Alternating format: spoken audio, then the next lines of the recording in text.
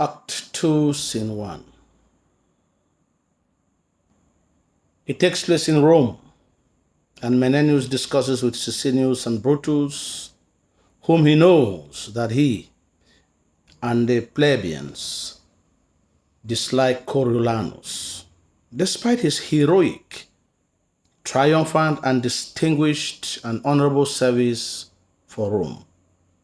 This is a young man who had started fighting at the age of 16, and he has served Rome all his life.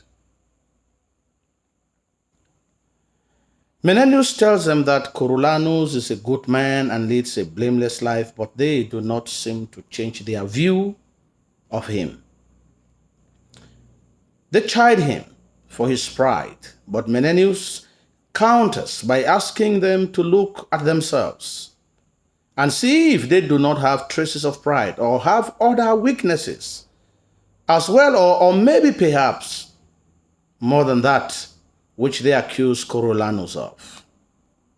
Menenius tells them that their argument is not sound and their view of Coriolanus is clearly soiled by their self-interest, provoked by ambition of power, jealousy for Coriolanus, and he leaves them.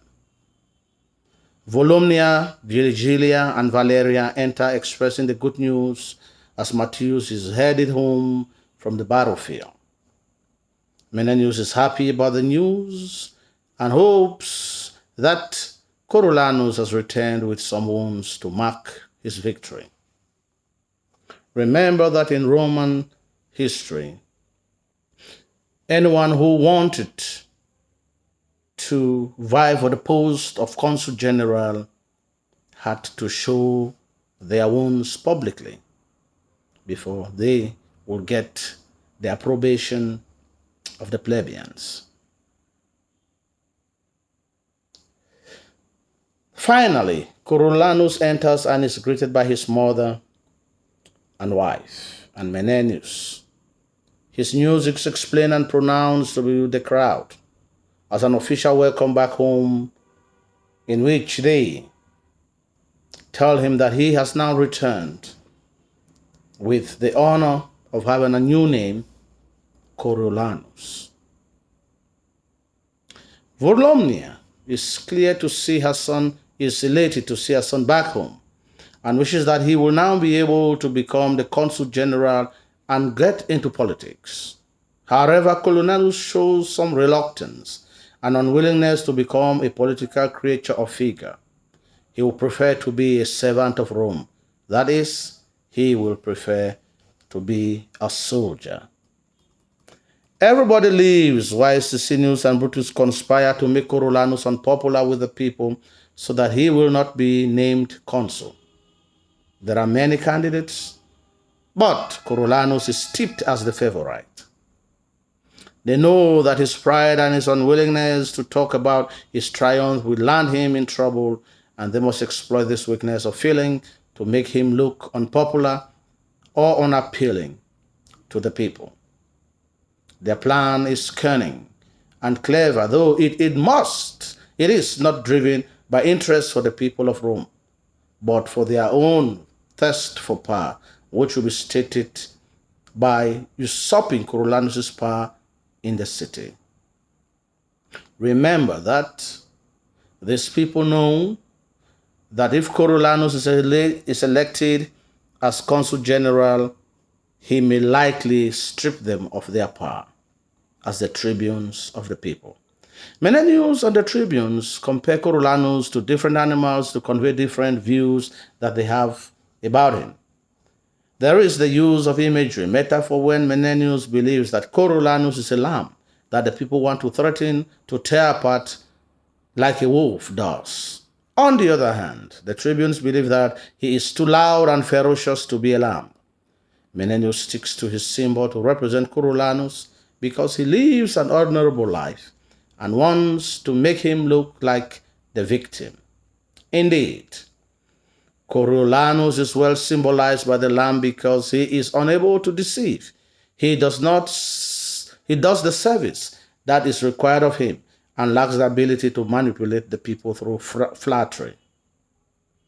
There is irony when Coriolanus is regarded as a tricky and deceptive person by the tribunes when he is too honest and plain for their politics. Another instance of irony is when Coriolanus is being regarded suspiciously by the tribunes, who are not themselves understanding men. They can cite Coriolanus' flaws, but they are not willing to admit theirs when Menenius points them out. He accuses them of being power-hungry and ambitious. Menenius tells them that they may even be worse than Coriolanus. Coriolanus is not a villain as the tribunes try to paint him, though Menenius' view of him does not change the minds of Sisinnius and Brutus because of their ambition for power and jealousy. One of the main themes in the scene is reputation, and it determines how people are viewed by others, although their reputation do not exactly tell who they are. Menenius is known to be wise and responsible, as the tribunes point out, but they know Coriolanus to be proud, scornful, and a little else. Menenius tells them that there is more to Coriolanus than his reputation indicates, and that is true of Coriolanus. However, the skewed reputation of Coriolanus that the tribunes have gotten the people to believe in is the one that the people will continue to use to judge Coriolanus and his actions without getting to find out the true nature of Coriolanus. Nevertheless, that opinion holds a minimum of truth, because there are instances where we see that Coriolanus does not really exhibit elements of pride as clearly indicated by many. There is also the use of symbolism when Menenius refers to the representatives of the people as members of the body and emphasizes that they are not whole or vital. They cannot even take decisions for themselves, and they need to be influenced by others like Brutus and Sisinnius. They are poor knaves, cape and legs, and this metaphor conveys how they lack substance and are disconnected from the body of the state. There is also the use of symbolism when Volumnia and Menenius discuss about the wounds of her son that symbolizes glory, triumph, valor, bravery, and his feats in war. Each of them is a mark of pride and bravery which is becoming of him, and his mother is proud of what his son has become. The wounds symbolize patriotism. Virgilia cringes at the thought of her husband being wounded and shows reticence about her husband's profession. But Volumnia and Menenius know that Coriolanus will need these wounds to testify his services, valor, and warlike prowess if he is to be elected as the consul general of Rome.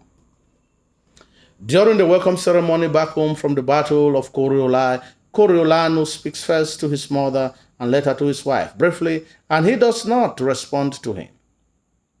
And she does not respond to him. It seems that Virgilia is an afterthought to him, and he only does so when his mother says, "But oh, thy wife," and immediately turns his attention back to his mother, who happens to be the most important person in his life. Volumnia already occupies an important position in Coriolanus' life, although the extent of her hold upon him is not yet clear. There is foreshadowing when Volumnia professes her hope for him to become consul of Rome and tells him that he would rather be their servant in a way than sway with them in theirs. This statement of eloquent reluctance on Coriolanus' part is a clear indication that he will not be able to assume the consulship, nor his plan and that of his mother are not the same. The overstatement of the messenger at the end of the scene speaks of Coriolanus' popularity as a great soldier and hero. The nobles of Rome regard him well, though they are not blind to his failings or flaws either, but with the power and magnetism that Coriolanus has or wields is fitting. He is compared to Jove's statue, which befits him in the context of Rome. However, the tribunes do not go after his triumphs, valor, bravery, and popularity as a hero, but his unfitness as a politician and his unwillingness to be a pawn of the people.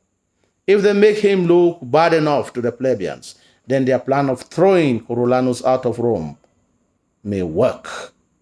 These plans are motivated by envy of them not being or matching what Coriolanus is.